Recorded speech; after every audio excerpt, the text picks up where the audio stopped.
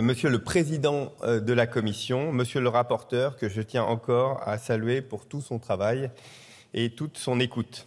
Mes chers collègues, nous nous retrouvons pour la lecture définitive de la proposition de loi visant à réformer le mode de scrutin à Paris, Lyon et Marseille. Un texte que j'ai déposé voilà près d'un an avec mes collègues députés et qui est le fruit d'une longue réflexion et d'une large concertation de près de 2 ans. Un texte surtout qui rend enfin possible un vœu de plus de 40 ans, celui d'une immense majorité des Parisiens, des Lyonnais et des Marseillais, de mettre fin à un mode de scrutin opaque et inégalitaire mis en place par la loi PLM de 1982 au nom de considérations purement électoralistes.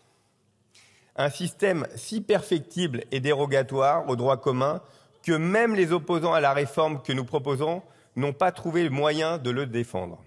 Aujourd'hui, après plus de 20 ans de réformes avortées, émanant aussi bien de la droite que de la gauche, nous avons la possibilité de donner à ces 3 villes un mode d'élection plus transparent et plus démocratique. Il est indéniable qu'au cours des différentes lectures dont il a fait l'objet, notre texte a su proposer le système le plus lisible et efficace de tous ceux qui ont pu être envisagés. En instituant 2 urnes, une au niveau des arrondissements et une au niveau de la ville, nous permettrons qu'il soit mis fin à cette anomalie démocratique qui rend possible aujourd'hui qu'un maire soit éventuellement élu à Paris, Lyon et Marseille sans avoir obtenu la majorité des voix. Nous abolirons ainsi ce véritable système des swing states que constitue le scrutin municipal par arrondissement, où l'on ne cherche pas à gagner l'adhésion du plus grand nombre d'électeurs, mais bien de tel ou tel secteur en fonction du nombre de ses élus. Un système qui a trop longtemps divisé politiquement en 2 nos villes et auquel il est temps de mettre fin ce matin. De plus, et c'est sans doute l'avancée la plus importante du mode de scrutin que nous proposons, en permettant aux électeurs de ces 3 villes de voter plus directement pour leur maire, comme cela est le cas dans n'importe quelle autre commune de France, nous respectons au plus près leur vote, aussi bien au niveau de l'arrondissement qu'au niveau de la ville. Et nous cesserons ainsi de leur donner le sentiment trop partagé que leur vote compte plus ou moins selon l'arrondissement où ils vivent. Ce système conférera également aux maires d'arrondissement une légitimité propre, en leur permettant d'être élus sur leur nom, plutôt qu'en étant l'objet des jeux d'appareil des candidats municipaux.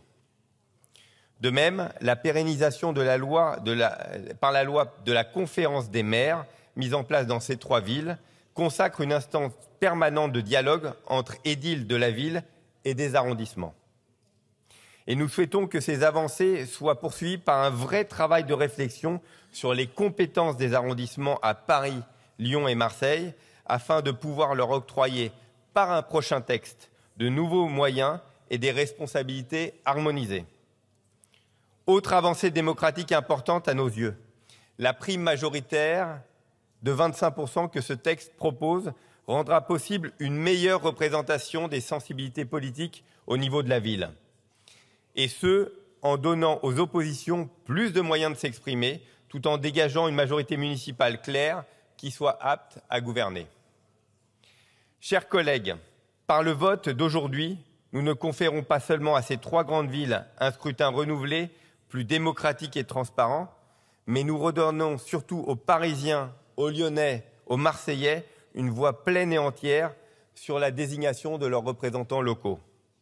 Alors j'invite chacun et chacune d'entre vous à voter en faveur de notre proposition de loi, pour que chaque voix compte, pour qu'enfin, à Paris, Lyon et Marseille, un habitant égale une voix. Je vous remercie.